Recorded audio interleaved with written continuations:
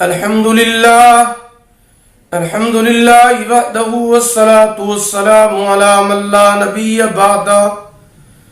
اعوذ باللہ من الشیطان الرجیم. بسم اللہ الرحمن الرحیم. یا ایہا الذین آمنوا کتب علیکم الصیام کما کتب علی الذین من قبلکم لعلکم تتقون. آمنت باللہ صدق اللہ مولانا العظیم وصدق رسولہ النبی الأمی الکریم ونحن علی ذلک لمن الشاہدین والشاکرین والحمد للہ رب العالمین. محترم سامعین کرام، السلام علیکم ورحمۃ اللہ وبرکاتہ. یہ مہینہ اسلامی سن کے اعتبار سے رمضان المبارک کا مہینہ ہے. حضرت سیدنا سلمان فارسی رضی اللہ تعالی عنہ روایت کرتے ہیں، وہ فرماتے ہیں کہ رمضان المبارک کے آنے سے قبل شعبان کی آخری تاریخوں میں حضور پاک صلی اللہ علیہ وسلم نے ہمیں ایک خطبہ ارشاد فرمایا، جس میں آپ صلی اللہ علیہ وسلم نے ارشاد فرمایا کہ آپ کے پاس ایک مہینہ رمضان المبارک کا مہینہ سایہ افغن ہو رہا ہے. رمضان المبارک کے مہینے میں روزہ فرض ہے اور رات کو تراویح پڑھنا، قیام کرنا، تلاوت سننا یہ بہت بڑی ثواب کی چیز ہے. یہ اتنا برکتوں اور رحمتوں والا مہینہ ہے کہ جو انسان رمضان المبارک کے مہینے کے اندر ایک نفل ادا کرے گا، اللہ پاک اسے فرضوں کے برابر ثواب عطا فرمائیں گے. اور جو شخص رمضان المبارک کے مہینے میں ایک فرض پڑھتا ہے، اللہ پاک اسے 70 فرضوں کے برابر ثواب عطا فرماتے ہیں. یہ رمضان المبارک کا مہینہ صبر کا مہینہ ہے اور صبر کا بدلہ جنت ہے. یہ غمخواری کا مہینہ ہے. اللہ پاک رمضان المبارک کے مہینے میں مومن کے رزق میں اضافہ فرما دیتے ہیں، مومن کا رزق بڑھا دیتے ہیں. آقا انعامدار رحمت دو عالم صلی اللہ علیہ وسلم نے ارشاد فرمایا کہ جو شخص رمضان المبارک کے مہینے میں کسی روزہ دار کا روزہ افطار کراتا ہے، اللہ پاک اسے روزہ رکھنے والے کے برابر ثواب عطا فرماتے ہیں.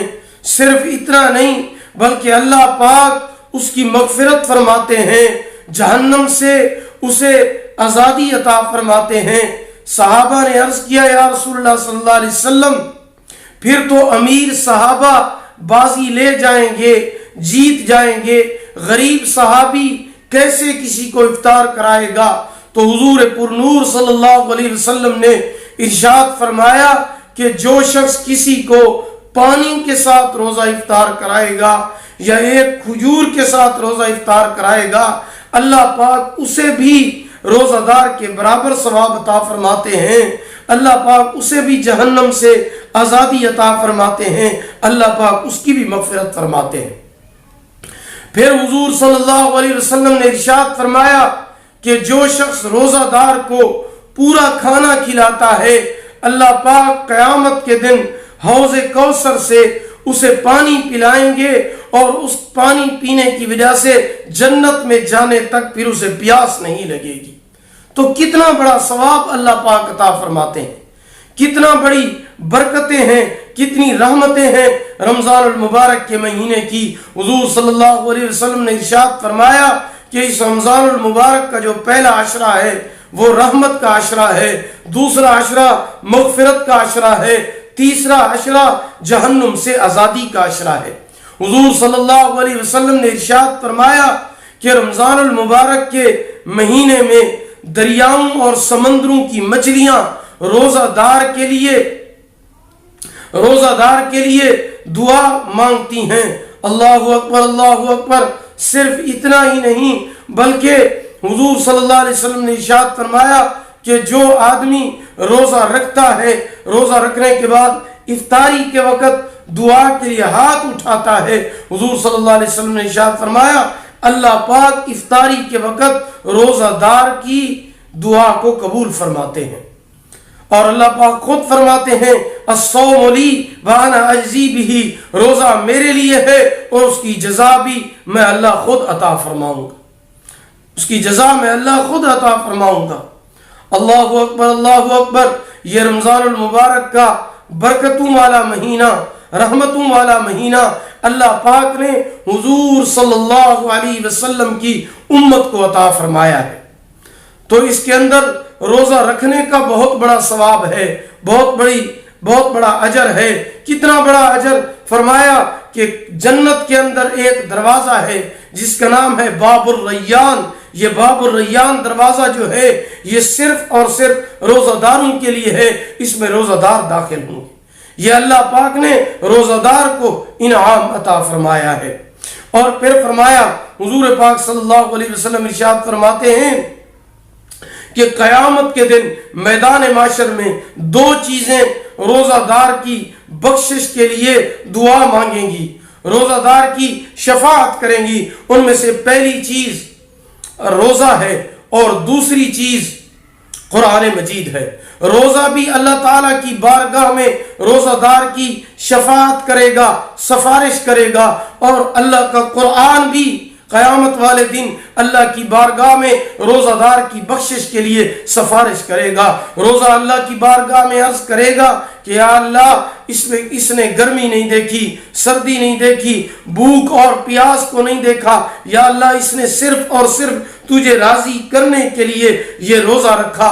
قرآن اللہ تعالیٰ کی بارگاہ میں عرض کرے گا یا اللہ یہ دن کو روزہ رکھتا تھا، رات کو تراویح پڑھتا تھا، تراویح کے اندر قرآن کی تلاوت کرتا تھا یا قرآن کی تلاوت کو سنتا تھا۔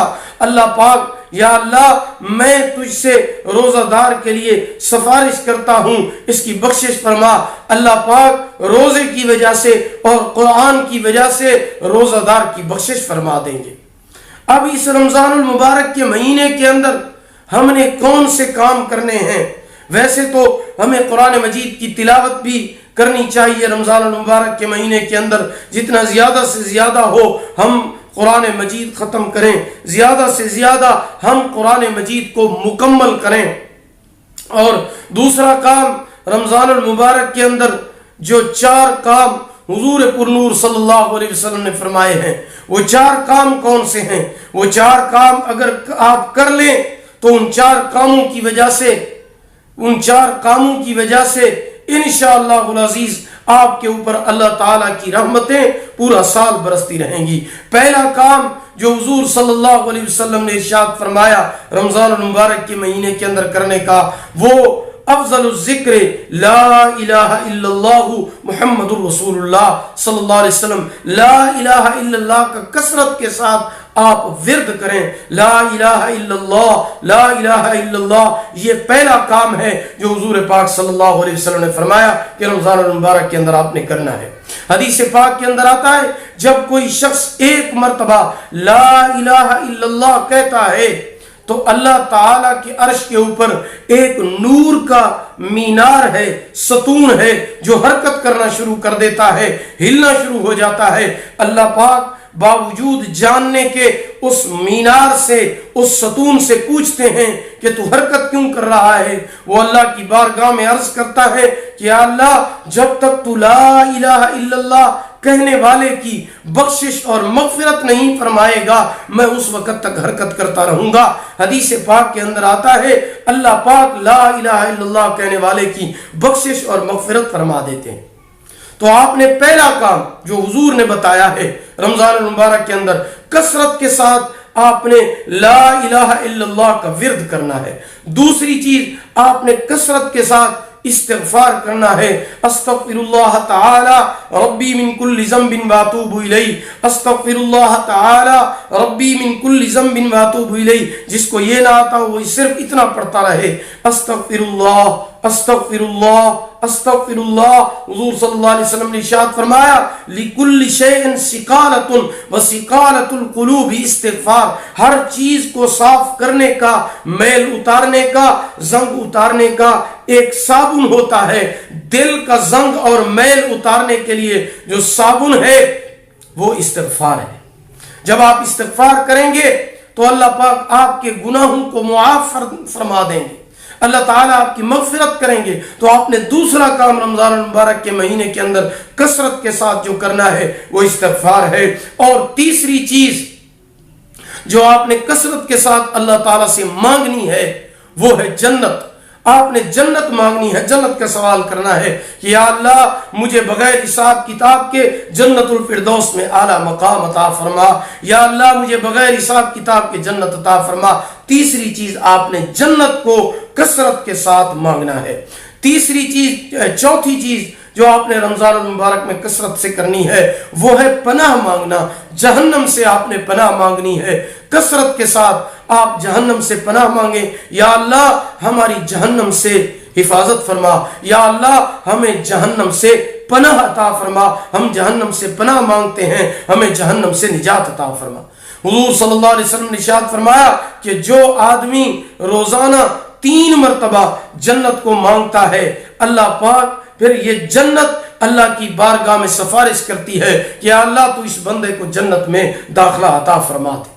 تو جنت جب خود سفارش کرے گی تو اللہ پاک عطا فرمائیں گے. اور اگر کوئی شخص روزانہ 3 مرتبہ جہنم سے پناہ مانگتا ہے تو جہنم اللہ تعالیٰ کی بارگاہ میں سفارش کرتی ہے کہ یا اللہ تو اس بندے کو مجھ سے نجات عطا فرما, مجھ سے پناہ عطا فرما. اس لیے یہ رمضان المبارک کے اندر 4 کام ہیں جو آپ نے کثرت کے ساتھ کرنے ہیں. پہلا کام آپ نے لا الہ الا اللہ کثرت کے ساتھ پڑھنا ہے. دوسرا کام استغفار کثرت کے ساتھ پڑھنی ہے. تیسرا کام جنت کو کثرت کے ساتھ طلب کرنا ہے. چوتھا کام آپ نے جہنم سے کثرت سے پناہ مانگنی ہے. اور 5واں کام بھی ہے کہ آپ نے حضور پر نور صلی اللہ علیہ وسلم پر تحفہ درود و سلام بھی کثرت کے ساتھ بھیجنا ہے. کیونکہ جب آپ تحفہ درود و سلام حضور صلی اللہ علیہ وسلم پر کثرت کے ساتھ بھیجیں گے, آپ درود ابراہیمی کثرت کے ساتھ روزے کے اندر پڑھیں گے, رمضان کے مہینے میں پڑھیں گے, تو اللہ پاک آپ پر رحمتوں کا نزول فرمائیں گے.